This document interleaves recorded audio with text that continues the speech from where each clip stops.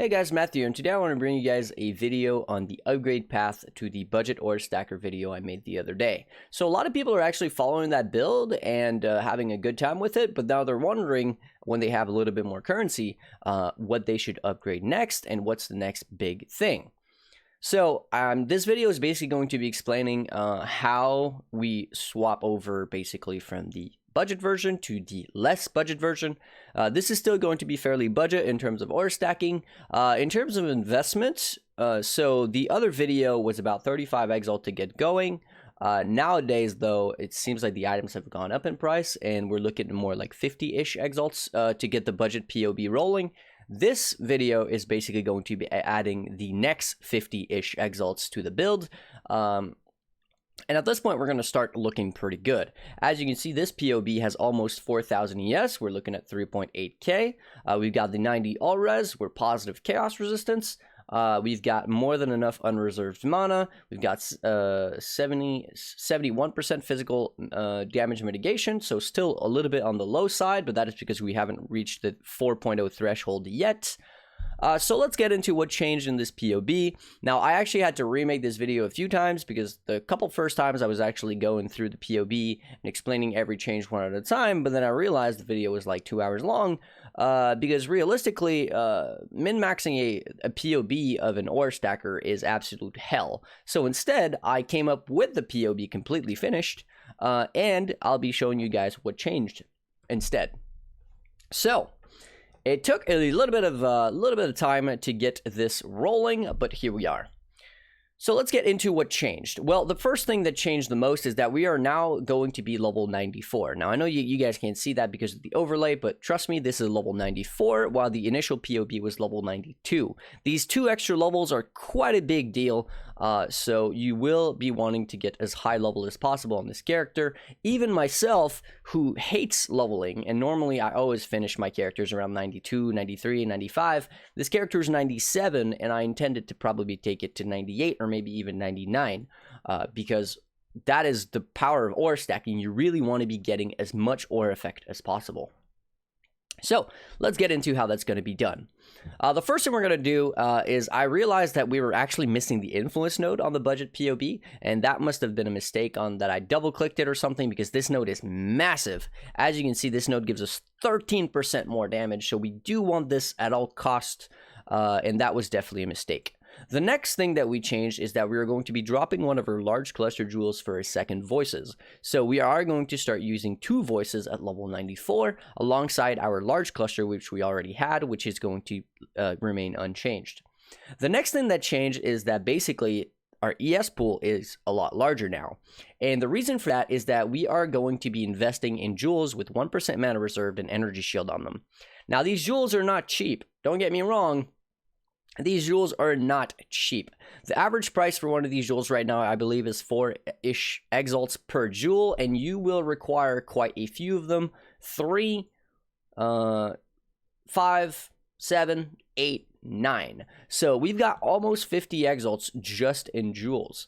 Or sorry, not almost 50 exalts, but fairly close. Now, you can get these jewels for about 3 exalts if you're lucky, or if you can bargain yourself a little bit, but realistically, it's not going to be cheap to get these jewels, but they are kind of mandatory. As you can see, our survivability goes up tremendously. The budget POB was about 2.9k ES, and this is at almost 4k, and that is almost entirely due to the fact that we are running these jewels. So that's the first big change, other than the fact that we're running voices. Now, I didn't put a 1% Might of the Meek or anything like that. I didn't put a 1% Ring of Blades. I didn't change the Watcher's Eye to something crazy. I really didn't change that much. One thing that I changed, though, is that you'll see that there is no longer a Mantra of Flames, the jewel that was giving us fire damage, to enable Cinder Swallow on the build. Instead, we are going to get the fire damage to spells on our Call of the Brotherhood. Now, these rings are actually pretty common because a lot of people are corrupting Call of the Brotherhoods to get auras, such as like mine with Wrath or Zealotry or Hatred or even Anger. So because of that, people are getting these fire damage ones, and they are selling them for about 1 exalt. So it's 1 exalt, which allows you to free up a jewel socket, which is basically 7% more ES compared to before. Pretty big upgrade. So that's what we're going to do. That's going to be pretty cheap as well. Now, in terms of the gear, I really didn't change much. We're using the same Nebulous. We're using Prism Guardian. There's really nothing that changed at all. Everything that changed is on the tree and in the skill, which I'll go over in a second. Now, there's one thing though that you'll be needing to invest in, and that is going to be an Alpha's Howl with an enchant. Now, these go for about 5 to 10x, depending which kind of enchant you go for. Discipline is about 5 exalt, and looks like something went off here.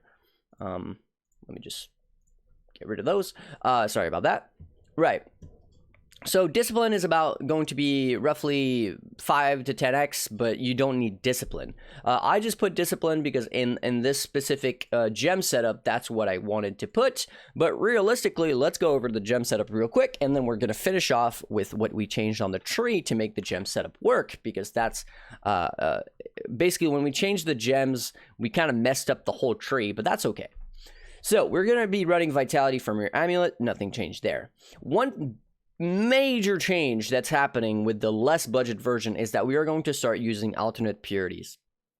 Alternate quality purities are insane. I cannot stress this enough. If I go in game right now and I show you guys my links, you'll see that I'm not running any penetration anywhere. I don't have cold penetration, awakened cold penetration. I'm not running a node from the Templar to get 5% penetration with pure talent or anything like that. I have 0 penetration anywhere in my build. Yet, I actually have 78 cold penetration, and that is entirely due to the alternate quality purities, and that is nuts. And let me explain why that is. Purity of Ice with Divergent gives you 4% cold penetration. Purity of Elements stacks with 4% elemental penetration, bringing it to 8%. Well, you can actually improve that, double it actually, with the use of Enhance, giving it an extra 24 quality, which means we're actually getting 8% penetration on elements and 8% on Purity of Ice. Now, the thing is, it doesn't stop there because this penetration is scaled by Aura Effect. So the Aura Effect on this build is, as you can see, 3.76, meaning our 16% penetration is actually, 8%. 3.76 is actually wait, it's not 8%. What am I saying? It's 16%. Is actually 60% penetration, which is, if you look at your links on EK and you were to put awakened cold penetration, a level 6 awakened cold penetration is 43 cold penetration. So we are getting almost 50% more penetration simply off of running these alternate purities. So I can't stress this enough. These are insane. Now, POB does not calculate the purity of elements penetrate elemental resistance for some odd reason. So what you do is basically I added the all of the quality from the purity elements to the purity of ice, which is why the quality of 64. That's because, you know, you have half there and half there. You don't really have to worry too much about that. But that is going to give us massive single target DPS, especially against bosses like Shaper or Cyrus, which have a lot of elemental resistance. So big upgrade there. The thing that happened though is when we did that is we had to drop Purity of Fire. As you can see, we don't have Purity of Fire in our helmet anymore. Now the Prism Guardian setup didn't change. We're still running Hatred, Wrath, and Haste. The thing that changes in the gloves, we're going to be running Zealotry, Blood Magic, and Precision like before, but we are dropping Herald of Purity for Purity of Ice. Or sorry, Purity of Fire, because we need to get that purity in. And the usage of purities is going to be a lot more useful than what we would get out of the Herald of Purity, which Herald of Purity was good for damage, but this kind of penetration allows us to completely drop Awakened Cold Penetration and instead use another link, such as Awakened Controlled Destruction, which is way more DPS in this case. So that's kind of what happened there in our Jewel setup. We're dropping Herald of Purity for Purity of Ice, and honestly, nothing else really changed. The Leap Slam setup is still the same. The Clarity Discipline, Valrach's Fire, Grace setup is still the same. Nothing there changed.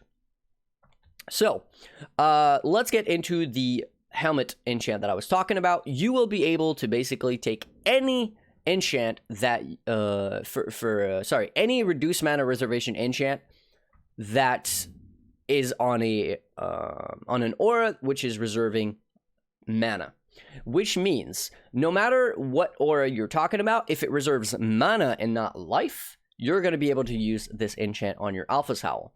Meaning, if your helmet has Purity of Ice, Lightning, and Purity of Elements, you could get an enchant for any of these three, and that would work for the build. Since Hatred, Haste, and Wrath are in your Prism Guardian, which are on Blood Magic, you can't do that. So you won't be able to use it on those. You could not either use Zealotry, Precision, or Purity of Fire, because those are in Gloves, which is on Blood Magic. You could use, say, Clarity, Discipline, or Val Grace, or Grace, I should say. But one thing to note here is that all of these gems are interchangeable, right? So, for example, if I was able to get a cheap Alpha's Howl with Zealotry, I could drop Zealotry from the gloves, throw in Zealotry in the boots instead, which would no longer be on Blood Magic, and then I could take my Val Grace and throw it in my gloves on Blood Magic, which again you'd see that the unreserved mana is the exact same. The only thing that changes is where the gem is located. So you'll really have to, depending on your build and depending on your gem sockets and your setup, take care of that yourself. One thing to note though is that these gems here, they're not really interchangeable. So you need the Purity of Ice elements and Enhance together. That being said, Purity of Lightning can be swapped over for whatever else in your helmet if you wanted to. One thing to note though about this whole thing is that we are running Pure Guile, which gives us already 30% reduced mana reservation to our Purity of Ice, meaning Purity of Ice is basically reserving no mana whatsoever. So getting a helmet enchant for Purity of Ice, which would stack on top of the Pure Guile, would be bad. So at that point, we would drop Pure Guile and instead use a jewel with something like Self-Control, which is the same 30%, but for Discipline instead of for Herald of Ice, or sorry, for Purity of Ice. And the same goes for Pure Might. We are running Purity of Fire with Pure Might for 30% mana reserved. So again, if you're getting a helmet enchant which is Purity of Fire, you're going to need to drop this node for something like Self-Control or whatever else. That is going to give you the same amount of mana reserve, because if you were to stack this node here, Pure Might, with a Purity of Fire helmet enchant, it would almost do nothing for you, and you would be wondering why you're running out of mana so fast and why you can't cast your spell. So that would be pretty bad. So let's go over the last thing that changed, and that is going to be on the skill tree. Now, I already mentioned the changes to the small jewels with 1% mana reserved and energy shield. None of those changed. We still aren't using 1% conquerors because those are fairly expensive. None of it really changed. The clusters also stayed the same for the large cluster. I did already speak about the fact that we're going to be running 2 voices. So what changed? Well, the thing that changed is the medium clusters. We are going to need to get more aura effect with this setup because we are not getting level 21 purities. Now, what was easy in the old setup is that we were running Purity of Fire, Ice, and Lightning with Empower level 2, making all our purities level 21. Now, once our purities were level 21, it made it very easy because we were getting the easy 90 res. That being said, these alternate purities at level 21 are not cheap, and honestly, not even really available or in existence. So what we're going to do is we are going to need to get more aura effect. Now, this is where the fun begins, where we have to basically do some trial and error for 30 minutes, and why I had to remake this video. As you can see right now, I have 90 aura resistance. If I go on my tree and I disable a single one of those nodes, my resistance go down to 89. That's bad. You need to have 90 auras. So I had to come up with some cluster jewels that would allow me to get to 90 all resistance, but also stay level 94 on the POB. Because it's easy enough to fix this issue if you're level 96, 97, 98, because you get additional skill points. But at 94, it was pretty complicated. Or a little bit annoying, I should say. But I found a solution which was pretty cheap, and that is going to be to use 35% increased effect jewels. Now, the thing about these jewels is that they're not cheap. They're very, very expensive. But we can cheat the system since we're low level and we are not even getting all the nodes on our tree already. There is no reason to go with 6 jewel sockets. So we can cheat the system and go with some good old 5 passives with increased effect and 35% aura effect. Now, of course, we could alt spam for the aura effect because that's literally the only thing required on these jewels. We're not getting intelligence, energy shield, anything like that. If you can get them, sure, that's obviously going to be a pretty massive upgrade. But that's not really what we're going for here. All we're going for is 5 passives, 6% aura effect, and then be level 84. They need to be item level 84 to be able to roll 35% effect. So these bases are, as you can see, pretty cheap. I mean, they're about an exalt per base. There's quite a few of them. So an X to an X and a half per base. But if you look at the old jewels that we're using on the budget version, those were about 2 to 3 exalts each if you look at the market value for them. So you're actually going to save money by selling your old clusters and buying these new clusters. So that's actually quite nice.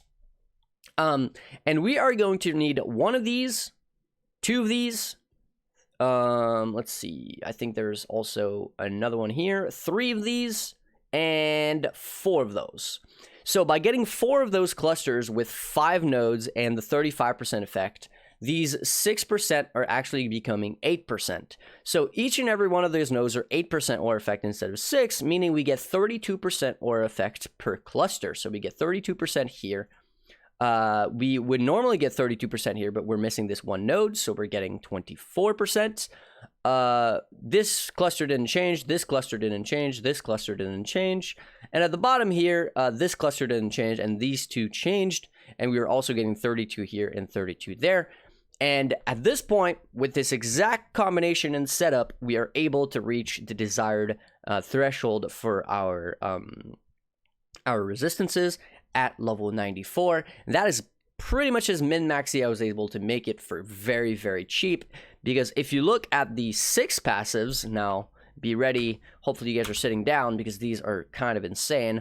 But if you look at the price of 6 passives at 84, these are actually way more expensive. Oh, these are all mirrored. Let me fix that real quick. Let me fix that. No. Boom. 20 exalts. 20 exalt per cluster jewel. So that's really expensive. So we're going to cheat the system. We're going to go with some pretty cheap 5 passives instead. 1 to 1.5 exalt per cluster. That's going to do the job. We're going to get the all res. We're at currently at level 94 with our EK damage, and this is going to be Cyrus DPS, and this is non-fluffed DPS as well, so we don't have things like, Val Haste or, Val Righteous Fire or whatever, but we are sitting quite pretty at about 16 million DPS.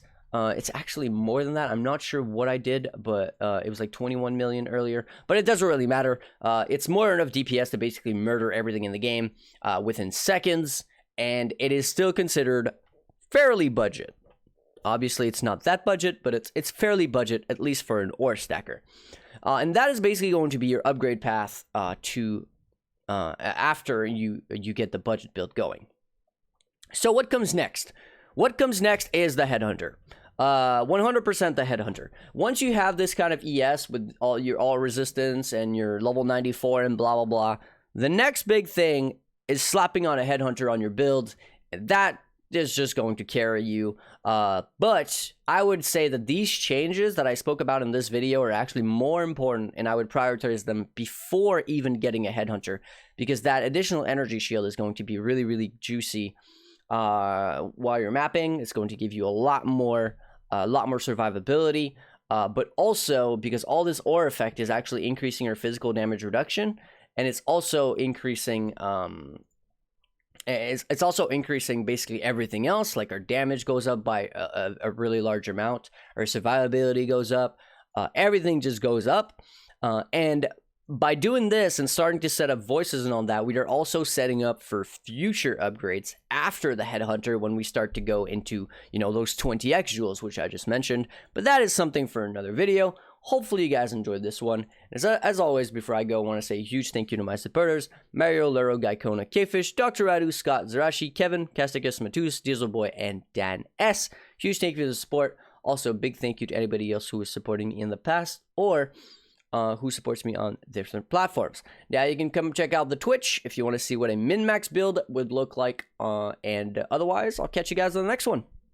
Peace.